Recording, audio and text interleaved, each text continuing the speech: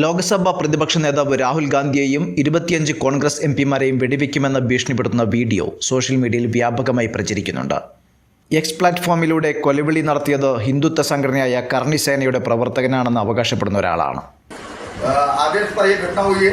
राहुल गांधी कान खोलकर सुन ले, अगर दोबारा ऐसी घटना हुई तो तेरे घर में घुस के हम गोली मार देंगे और इसका जिम्मेदार प्रशासन होगा.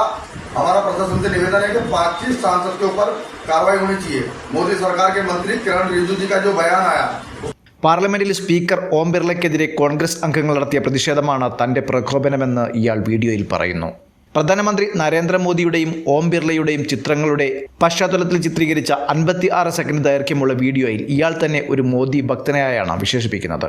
24 മണിക്കൂറിനുള്ളിൽ 25 കോൺഗ്രസ് എംപിമാരെ അറസ്റ്റ് ചെയ്തില്ലെങ്കിൽ രാഹുൽ ഗാന്ധിയുടെ വീട്ടിൽ അതിക്രമിച്ച് കയറി വെടിവെച്ച് കൊല്ലുമെന്നാണ് ഇയാളുടെ ഭീഷണി. പുറമെ രാജ്യത്തിന്റെ വൻതോതിൽ കലാപം സൃഷ്ടിക്കുമെന്നും ഇയാൾ മുന്നറിയിപ്പ് നൽകുന്നുമുണ്ട്. രാജ് അമേരെ എന്നയാളാണെന്ന് സോഷ്യൽ മീഡിയയിൽ പ്രചരണമുണ്ടെങ്കിലും ഔദ്യോഗികമായ സ്ഥിരീകരണങ്ങൾ ഇതുവരെ ലഭ്യമായിട്ടില്ല.